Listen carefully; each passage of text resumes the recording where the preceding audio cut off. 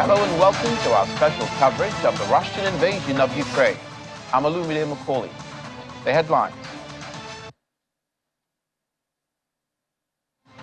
Death toll from Russian missile barrage on residential buildings in the Ukrainian city of Sloviansk rises to 15.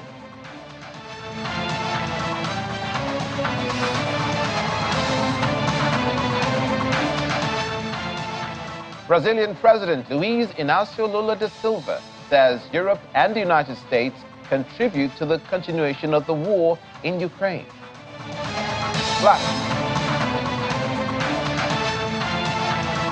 South Korea fires warning shots over North Korean boat incursion.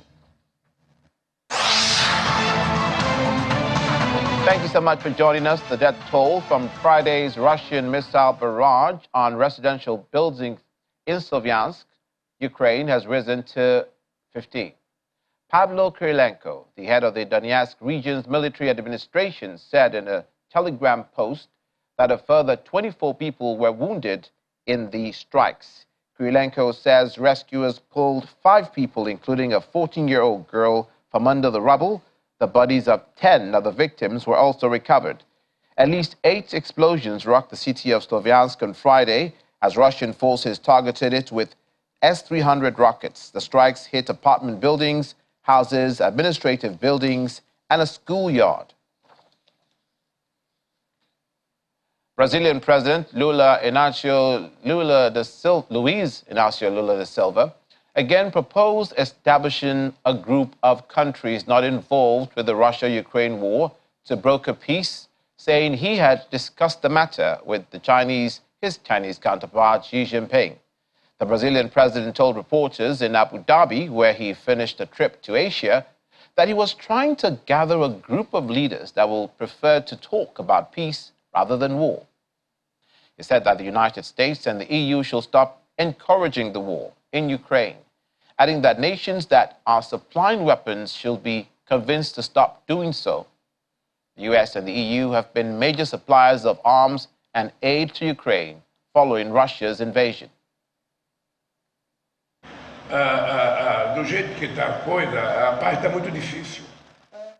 Getting peace there is very difficult.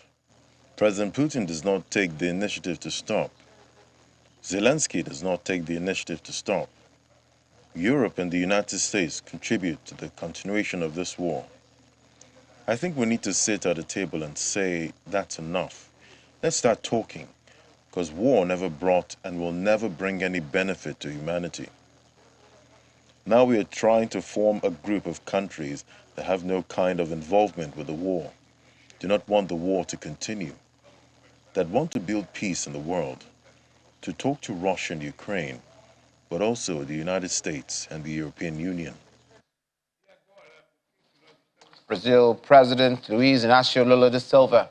Now, Russian President Vladimir Putin has met Chinese Defense Minister Li Shangfu in Moscow, with both men hailing the military cooperation between their two countries.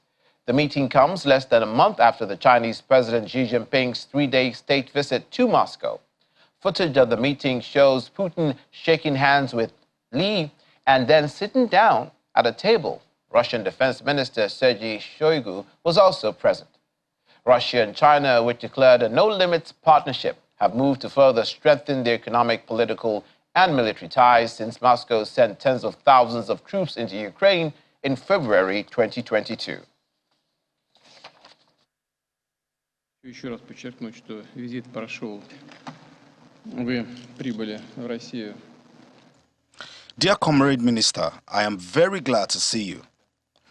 You arrived in Russia after a visit to our country by our great friend, my friend, Chairman of the People's Republic of China, Comrade Xi Jinping. I want to emphasize once again that the visit was very productive. Of course, we also touched upon cooperation between our countries through the military departments.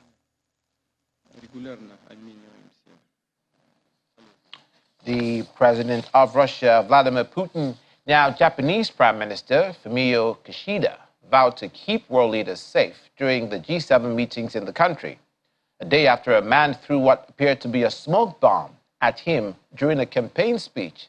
Kishida said Japan as a whole must strive to provide maximum security during the dates of the summit and other gatherings of dignitaries from around the world.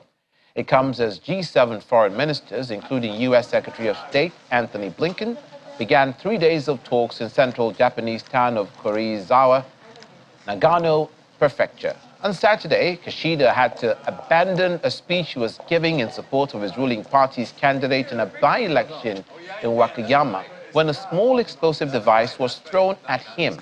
While Kishida says, or rather he was evacuated unhurt, the attackers caused shockwaves in Japan and drawn comparisons with the assassination last year of the former Prime Minister Shinzo Abe, who was shot in July last year during a campaign speech in the western city of Nara.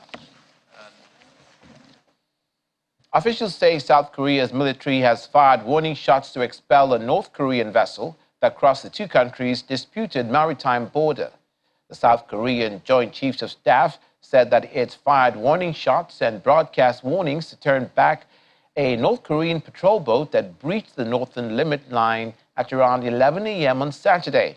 During the operation, a South Korean patrol ship came into minor contact with nearby Chinese fishing vessel due to bad visibility, resulting in no safety issues but slight injuries amongst the South Korean crew. The reported North Korean incursion came as tension flared over Pyongyang's stepped-up military activities in recent weeks, including Friday's test of a new solid-fuel intercontinental ballistic missile, which experts say will facilitate missile launches with little warning. Ukraine's military has reported bloody battles unprecedented in recent decades in the eastern city of Bakhmut.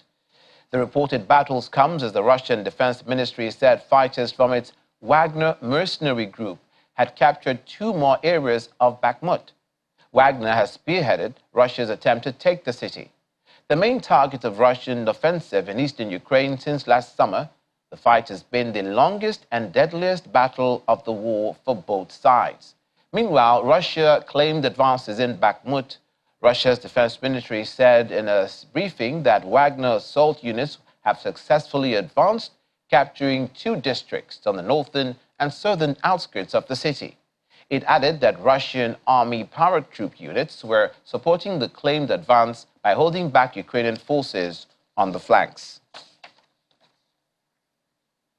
Iran's judiciary has announced prison sentences for 10 unnamed people it says were responsible for the downing of a Ukraine international airline commercial flight back in January 2020.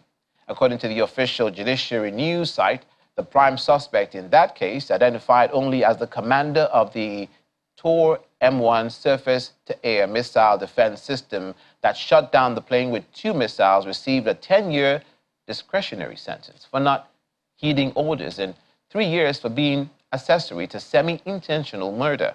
It says the unnamed individual will serve a maximum of 10 years in prison, minus time served, and must pay compensation to the families of the 176 victims of the flight.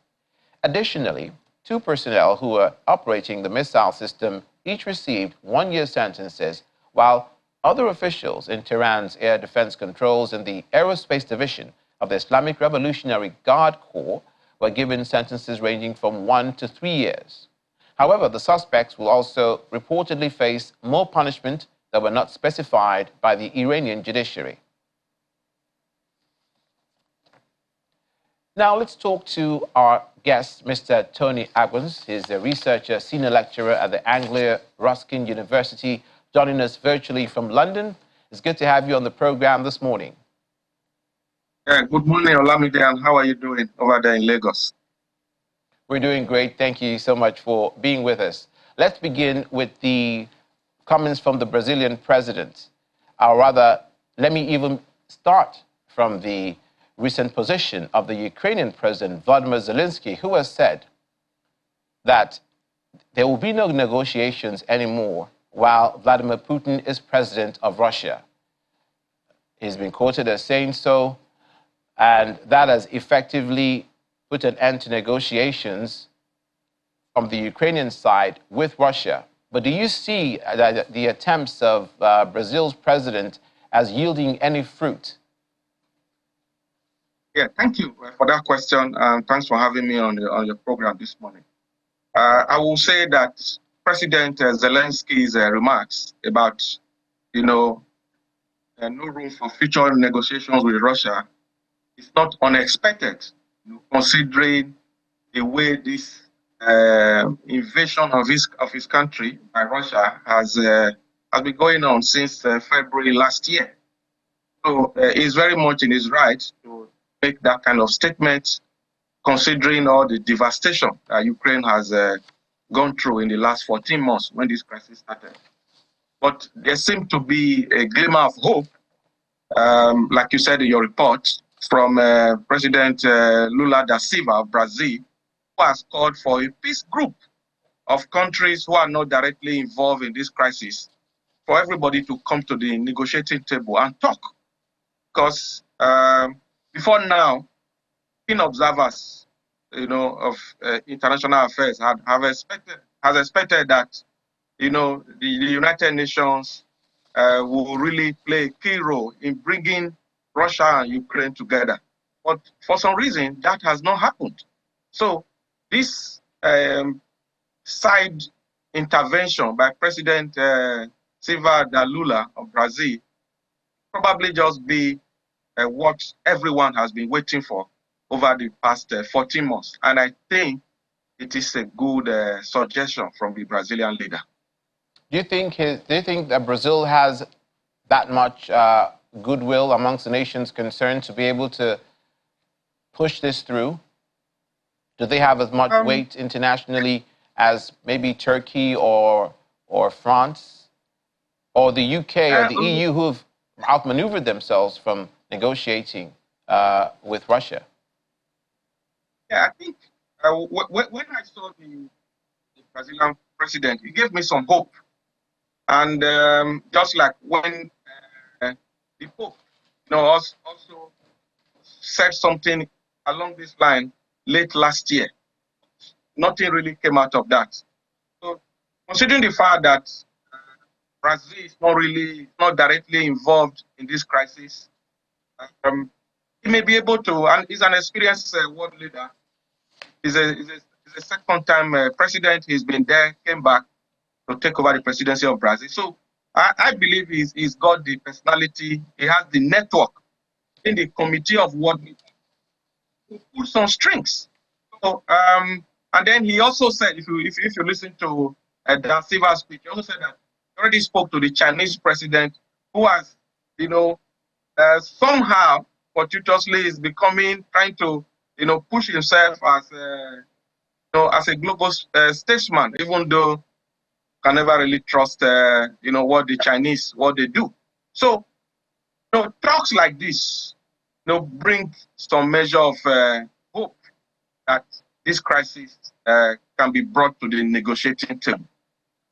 Speaking of hope, it seems there's not much of that happening in Bakhmut, where the fighting has been said to have escalated to such a degree as being described as some of the bloodiest they've ever seen in decades, even by the Ukrainians' own admission, and the Wagner group claiming that they've taken 2 towns in Bakhmut, while the Ukrainians also say that they are pushing them back.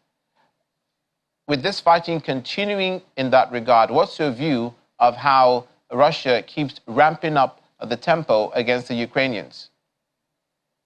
Yeah, it's very, very unfortunate. The escalation of the crisis in the Ukrainian eastern city of Bakhmut.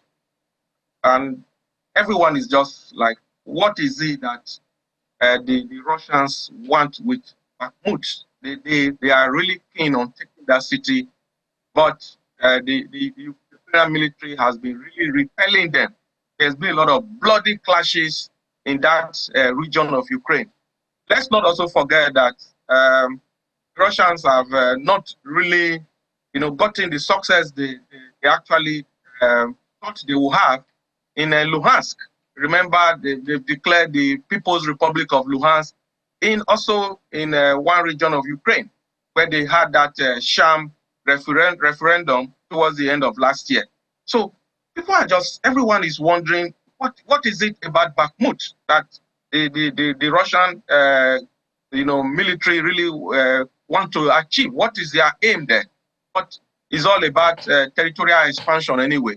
But I don't really think, this is my personal prediction, that the Russian military will be able to take Bakhmut. Because if you look at what is happening at the moment, a lot of reports coming in from Russia has it that since this war started, the Russians have lost about 10,000 tanks. They are becoming war weary as we speak. So, like we said at the beginning of this conversation, I think it's time for both parties to come to the negotiating table. The US, NATO, and everyone needs to come together to talk. Otherwise, this crisis may just well linger on for years to come. Speaking of lingering on, Mr. Agwans, this is the 418th day since the conflict started last year, February. And we know that in military conflict and in a war, much has to do, especially concerning infantry warfare, with boots on the ground and how much forces can be mustered on either side. Looking at the Ukrainians, it's versus the Russians, it seems like a David versus Goliath situation, because Ukraine is a much smaller country with a much smaller population. By the last count, the 2001 Ukrainian census gave the population to be in the neighborhood of 41 million plus. Of course, that could have changed by now, but about 33 million who are under the age of 20, and then there's a number of people you can subtract from that number, 8 million who've been displaced as a result of the war. That also could have changed by now. And then you can also subtract from that number of people that can, aside from soldiers who can be conscripted to fight in the war, you can take away minors, you can take away the elderly, you can take away the infirm. Do you think that Ukraine has an uphill task further down the road to keep up with the number of soldiers and boots on the ground they need to continue to defend themselves and possibly start a counteroffensive? Yeah, I think I agree with your analysis and all the data you have provided, Olumide. On the side of the Ukrainians, they are feeling the punch. There's no doubt about that. Like you said, it's a small country. Militarily, it's not. Cannot compare them with Russia. Is indeed, a David-Goliath situation. But what has been going on for Ukraine is the massive support from the US, UK, NATO, and all the other countries, even in Eastern Europe, that have rallied around them. Russia did not really expect. If this crisis was to linger on, I will agree with you that the boots on the ground and the Ukrainians, they will really find it difficult to cope. That is why, like most of us, observers like us, we're always calling at every point in time for people to come, for peace talks and discuss, because Ukraine may not be able to, go on further with this crisis, considering the limitations they have. If you notice, just this week that just gone past, there were protests in the Czech Republic. Citizens were protesting about rising inflation because that country has, been supporting Ukraine. They've even taken in over 500,000 refugees from Ukraine, and grains and all that. The prices have gone up. Even Poland and Hungary, this week they put a ban on Ukrainian grains, because of closure of some of the Black Sea port. A lot of the grains now come through the West, and the prices are higher. So you can see a lot of economic issues coming up. Even here in the UK where I live, these crises have led to high cost of energy and all that. So everybody is feeling the pinch, and I think the Ukrainians are feeling it much. We hope that this leads to a speedy resolution to the issues. Thank you so much, Mr. Tony Agwans, Senior Lecturer, Researcher at the Anglia-Ruskin University, joining us from London. Thank you for being on the program this morning. Thank you. After the break, we'll show you how Ukraine and Russia celebrated Orthodox Easter service. Details in a moment. Please stay with us.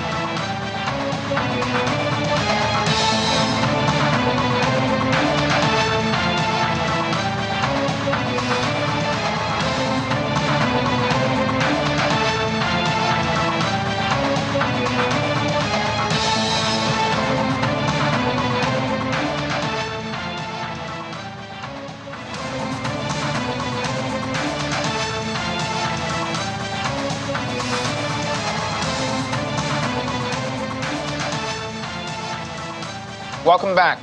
Russian President Vladimir Putin on Sunday attended an Easter service conducted by the Russian Orthodox Church, which has strongly supported the Kremlin leader's decision to send troops to Ukraine.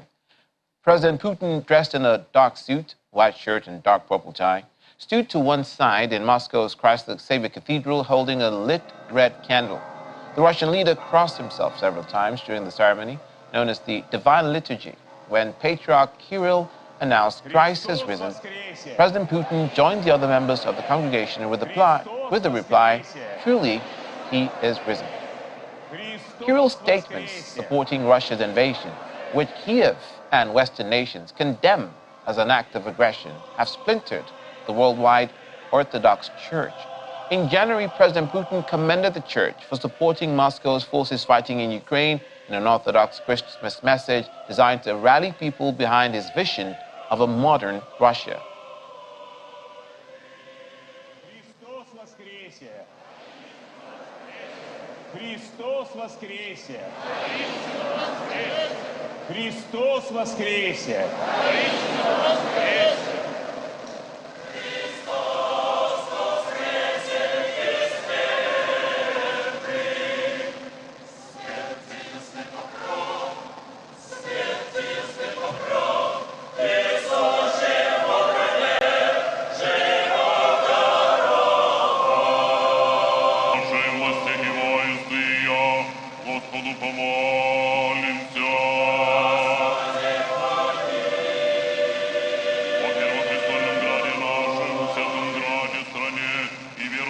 Подобает тебе всякая слава, честь и поклонение Отцу и Сыну и Святому Духу, ныне и присно и во веки веков.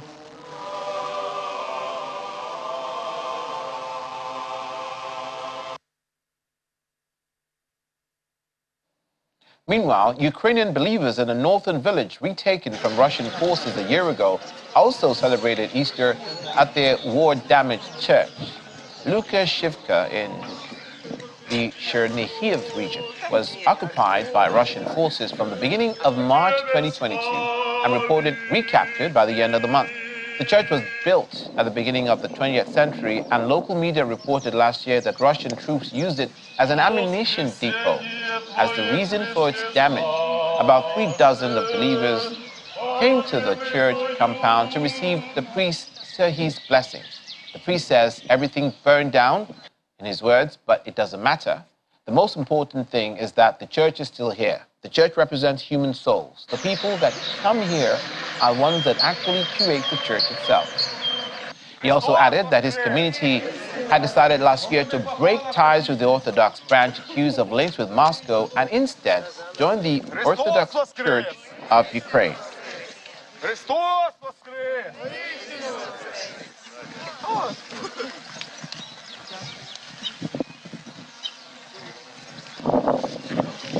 Христос воскрес! Не попало!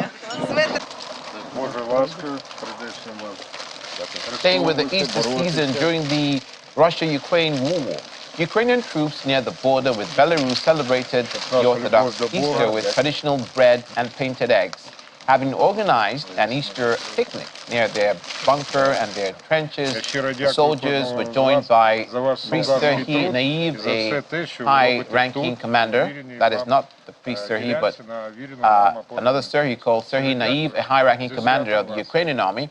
40-year-old soldier Mykola said that locals in a nearby village supplied his unit with traditional Easter food. The saying, And he says, quote, "The people that live in the village close by are very nice to us. They gave us painted eggs and Easter bread. We're in very good terms with the locals."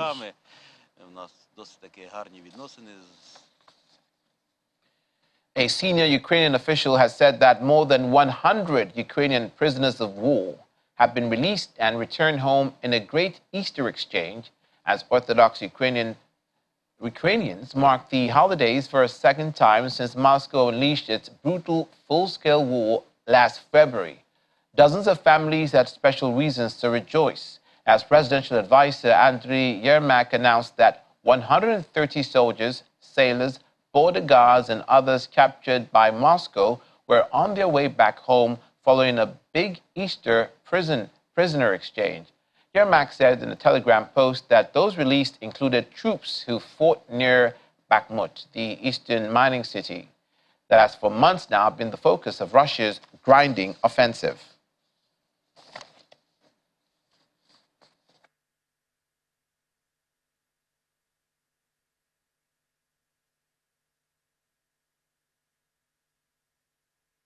Now we'd like to speak with Mr. Ambrose Igwoke, Chairman, Guild of Public Affairs Analysts, Enugu State Chapter.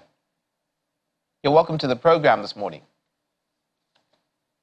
Good morning, Olumide. Thanks for having me once more. It seems quite cheery that this happens. I'm speaking of the prisoner exchange between the Ukrainians and the Russians during this Easter celebration, even for as hardline a group as the Wagner mercenaries, who tweeted that this was their message for Easter, even though on the sidelines of that exchange we had the Wagner mercenary soldiers taunting or chiding the Ukrainian soldiers, saying that they hope that they won't capture them again. But what does this say anything about the war? Does this say anything about Russia and Ukraine? We know that historically they've been called brothers. Now brothers at arms, but against each other. Yeah, the war between Ukraine and Russia, I, on my own opinion, has always referred to it as a fratricidal war. That is a war among brothers, a war among kindred. But it's unfortunate that that war is happening. This solely lies that the two brothers who are allowing Western influences that what catapulted their conflict into war, their disagreements into war. Because what started as a disagreement, what started as a point of departure in terms of policy direction for Ukraine, who wanted to join NATO, and Russia, who thought that it shouldn't be, is what snowballed into this war. So more and more, as the time went on, the West was able to drive in a wedge between them, and that is what kept on the war protracted as it is. This gesture that happened in Easter is just a reminder to all of us that these two countries are brethren, and that their usual Easter culture that stayed over thousands of years, they've just made that gesture just to show the world that, well, we may be fighting, but we are brothers. And that it also sends a strong message to show that this war was, first of all, unnecessary, and that the kindred the war should stop. So it's a sign of peace. But even in the midst of that, we are still hearing the both sides talking tough. So the war is artificial. The war is meant to push some undesirable policies between the two. So the earlier the two sit down and embrace peace, the better. This interference by third parties, especially from the West, should not be allowed to cause this kind of grief between the two brothers. What, therefore, sir, is your position on insinuations that some countries are using it to fight a proxy war with Russia, given the recent disclosures by the yet-to-be-proven details from the leaked documents of the Pentagon, for which a National Guard soldier has been accused, that America allegedly already has troops inside Ukraine, according to those leaks, that they have some special forces. They also allege that Latvia has some forces, special forces. The UK has forces And the Netherlands has forces inside Ukraine already. Of course, this is yet to be proven to be true. But given the Biden administration's, if you look at how they were in the run-up to his presidency, if you look at how he was criticized by the Republicans as not being very foreign affairs savvy, even though he was a chairman of the Senate Committee on Foreign Affairs in the U.S. Senate for at least 8 years. Those are the reasons they were given for saying that he was not qualified for the job as far as being the know-how on foreign affairs is concerned. What then is your view? Those who are conversant with international diplomacy over the years have always come to realize that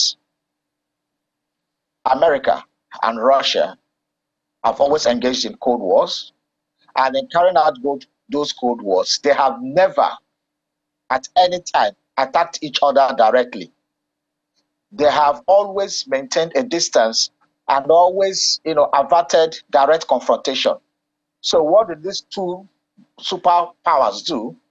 The two world powers always want to look for countries to use as proxy to fight their wars to get at the other person. In the 60s, the late 60s, in the Cuban Missile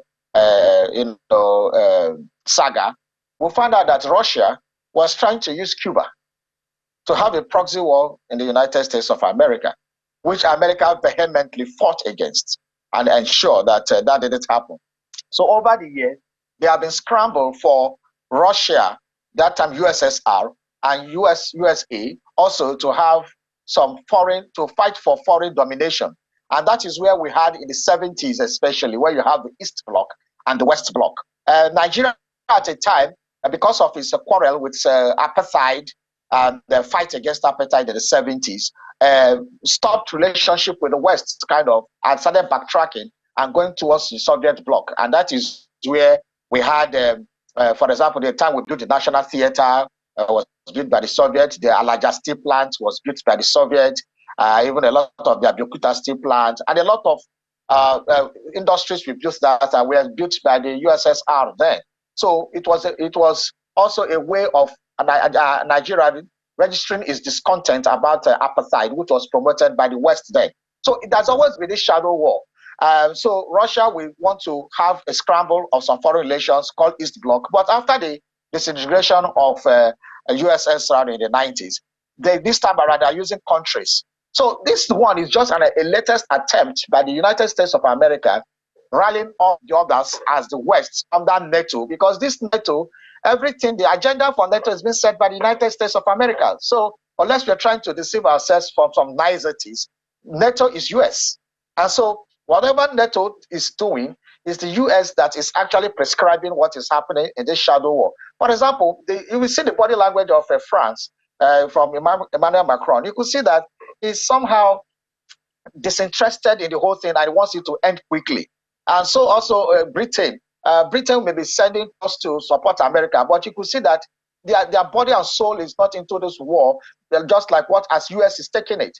So I think they are just trying to be nice to the US, not to disagree, so that they won't say member states of NATO, the superpowers in NATO are disagreeing about this, which is out of the 5 permanent members of the Security Council of the United Nations, 3 of those ones, France, Britain, and United States, are in NATO, while China and Russia are not. So you could see that the other 2 permanent members of the Security Council of the United Nations that are in NATO are not actually as pushful as the United States. So opinions and schools of thought have come to submit that this war happening between Russia and Ukraine is just a proxy war of America trying to get to Russia. And that is what it is in reality.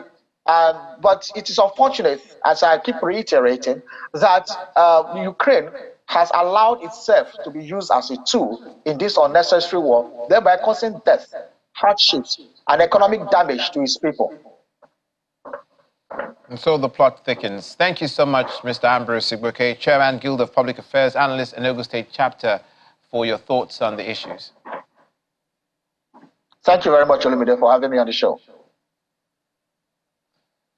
Now, Poland's government said it'll temporarily prohibit grain and other food imports from Ukraine as it seeks to address the rising anger of Polish farmers who say they're losing huge amounts of money to a glut of Ukrainian grain on the market. The leader of Poland's governing party said that the Polish countryside is facing a moment of crisis and that while Poland supported Ukraine, it was forced to act to protect its farmers. Now, the government announced that the ban on imports will last until June the 30th.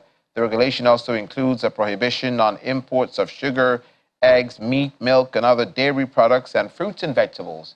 Ukraine's Ministry of Agrarian Policy and Food said that it regressed the decision of its Polish counterparts.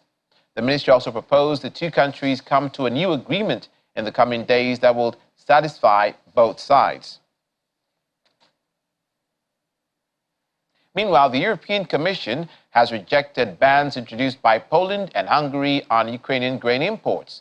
The two countries said the measures were necessary to protect their farming sectors from cheap imports. The Commission said it was not up to individual member states to make trade policy. While the Commission has said that unilateral moves will not be tolerated, it has not yet specified what measures it will take against Poland and Hungary. Now, most Ukrainian grain is exported via the Black Sea. But Russia's invasion last year disrupted export routes and resulted in large quantities of the grain ending up in Central Europe. In the meantime, UN spokesman Stefan Dujarric says United Nations Secretary General Antonio Guterres has written to Russia, Ukraine, and Turkey to raise concern about the implementation of a deal that allows the safe maritime exports of grain from several Ukrainian Black Sea ports. The agreement was brokered by the UN and Turkey to help tackle the global food crisis that UN officials said had been worsened by the most deadly war in Europe since World War II. The deal saw a resumption of Ukraine's Black Sea grain exports, which had been halted by Russia's February 24, 2022 invasion. All ships are inspected by officials from Russia, Ukraine, Turkey, and the United Nations in waters near Turkey on the way in and out of Ukraine. The United Nations said there are dozens of ships waiting to be inspected before they travel to Ukraine. Russia's invasion of Ukraine last year blocked. Today we've only seen 4 inspections, two inbound ships. 2 of them were for inbound ships. We're obviously concerned about the recent impediments in the implementation of the Black Sea Grain Initiative. Various people on the Secretary General's team, and including the Secretary General, have raised our concerns with the signatory parties. The Secretary General has written letters to the parties, and we are diligently working in close collaboration with Turkey to maintain the continuation of the vital agreement. There are different views currently within the Joint Coordination Center on the vessels to be registered and inspected in the coming days. There are active discussions within that context with, I think, the very helpful support of Turkey. And it bears saying that, since the beginning of the initiative and until recently, new vessels were presented by Ukraine port authorities and agreed by all parties for registration and follow-up inspection as outlined in the procedures. This was established practice in line with Ukraine's role in managing its port activities. Differing views have risen over the last couple of weeks over this practice, and this has led to the disruption that we've seen in the JCC's work. We can support the implementation of the agreed procedures, and we can facilitate discussion on any proposed changes to those procedures. However, and this is important, any change should be agreed by all parties within the framework of the Joint Coordination Center. When we return, Ukrainian pianist seeks victory for a renowned piano competition in Geneva as he hopes to give his nation a reason to be proud. Details in a moment. Please stay with us.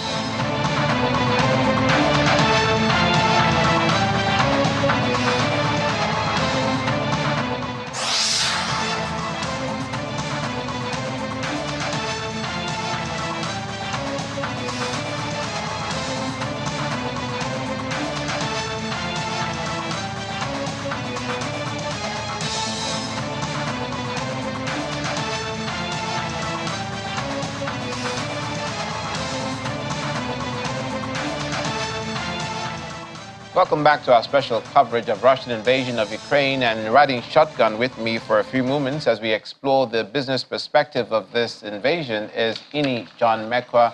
Hello, Ini. Good morning. Good morning. So we hear that these farmers in Poland, especially, are really taking their government to task over the grain that has been imported from Ukraine and they're losing money. Yes, because, I mean, the common law in economics is when there's a lot of supply, then prices go down, you know, but when demand is more than supply, then you can expect prices to spike. So what has been happening is because the EU countries have been trying to assist Ukraine and we have the grain deal now, which that's another controversy because it's ending on the 18th and we have not seen how it's going to be renewed because of Russia's demands.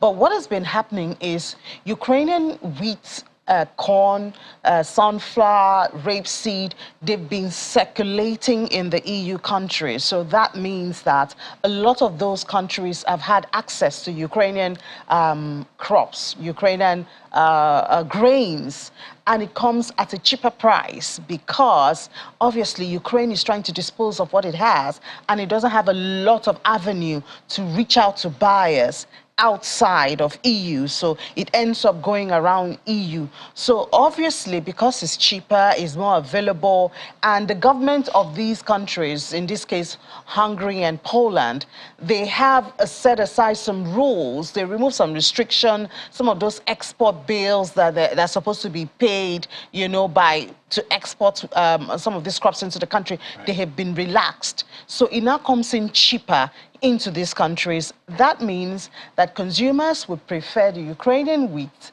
Ukrainian sunflower, Ukrainian rapeseed, and all of those grain compared to their own farmers' own, because the farmers, most likely, they already have a price. It's more expensive. So this has been going on. In fact, there was a time that some of the farmers held a protest, you know, to drive down this point that, I mean, they're getting hungry.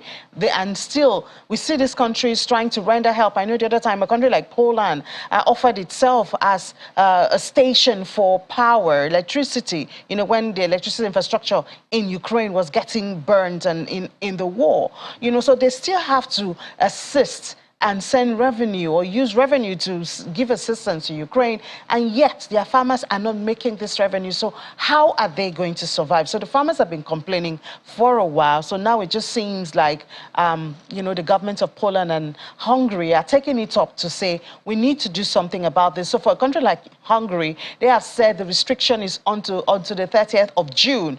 Perhaps by then they will have a more friendly rules. But I mean, for Poland, it's just a no, at least for now, even though we see EU is not taking that. But I mean, countries have to take care of their own people before they start taking care of others. Further down the road, do you think that a regulation will be in order for those? Obviously, I think instead of an outright ban. Exactly. I think that will be it. But how strict the regulations would be, you know, would be another story. And we know what this does is it also divides the EU in its attempt, you know, to fight Russia and present a unified front against these sanctions and all of that, because people have to take care of their countries first, their people first, before they start looking at how to punish another country or how to cater for another country, in this case, Ukraine. And Ukraine has also reacted. Kyiv has reacted to this, obviously. Well, they understand that, I mean, farmers in those countries, they have to make a living. They have to take care of their family. The country needs the revenue to even be able to assist them. But they are also pleading that the farmers in Ukraine have a bigger problem on their hands at this time. Russia's deputy prime ministers arriving in India for trade talks. The other day you were talking about how India was... Still is, making the most of a whole lot of incentives of the war. We know that they've been buying cheap oil, India and China and some other countries, but these are the major countries. And now what's even happening? Because of the production cuts that has come from some OPEC countries like Saudi Arabia and all of that, we've seen price surging. Even this morning it's dropping a bit. And these guys, there's India and China, have been buying cheap oil, but it seems that after some time, the oil might not be so cheap, you know. Right. But in spite of this, we see a closer tie between Russia and India. And as we speak, it seems to have gone beyond oil, because obviously Russia will ask for some other things. So we've seen that about 10 companies, Indian companies, are operating in Moscow. They have the headquarters. Remember when the war started, a lot of the Western headquartered corporates left Russia. All of those who do ICT, even the burgers and some of that, they left Russia. Now, it seems like India is trying to fill that gap.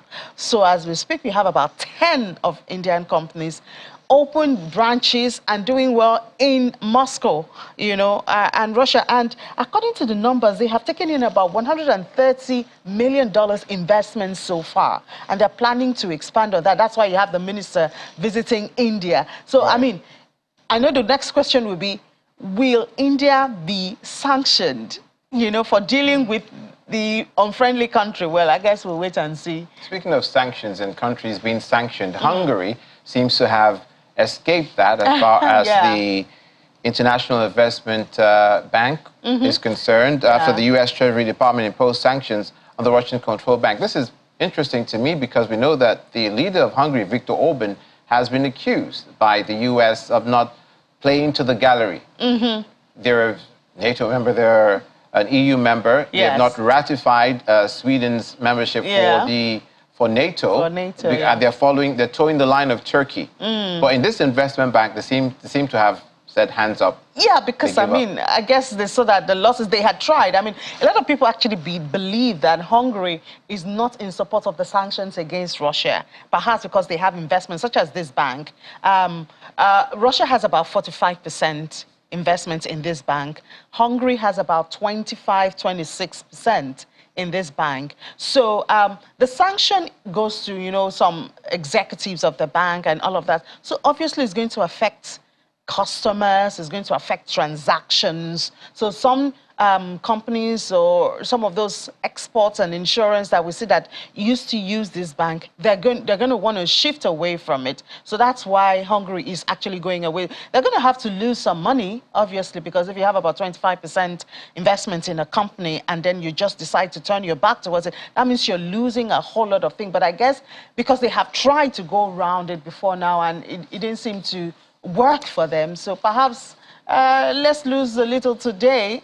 And that's part of why they would put up those strict rules, you know, when you talk about the farmers and the agricultural produce, because, I mean, I can't lose from here and lose from here. I need to do something for myself, or at least for my people, you know, to protect them and ensure that they do have revenue. True. So much to say, so little time. Always. Thank you, Ini. Thank you for having me. Our business correspondent, Ini John Mekwa. Finally, before arriving in Geneva for a renowned piano competition, Ukrainian pianist Roman Lopatinsky rehearsed in the dark and played concerts by candlelight as air raid sirens resounded across his native Kiev. The 29-year-old is a participant in the international competition for young pianists in memory of Vladimir Horowitz, which has been held outside Ukraine for the first time due to the Russian invasion. In his fourth appearance at the competition, he hopes to give his nation a reason to be proud. As a male of military age, he requires permission to leave the country to travel to competitions and concerts abroad, but after each performance, he returns to Ukraine, despite having received numerous offers to relocate. Like all his compatriots, the war has transformed the musician's daily life. When Russia attacked Kiev's electrical infrastructure last fall, the city's cultural life forged on in the darkness. In the first months of the war, he raised funds to support his country by holding recitals. He then transitioned to concerts for soldiers and charity performances abroad.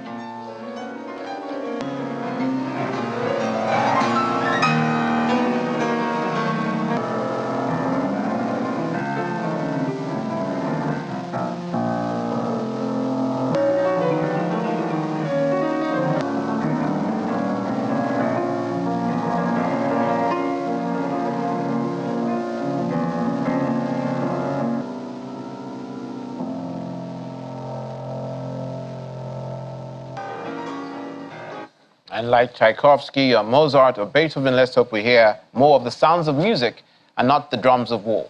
That's our special coverage of Russian invasion of Ukraine today. I'm Olumide Macaulay. Thanks for watching. Have a good day.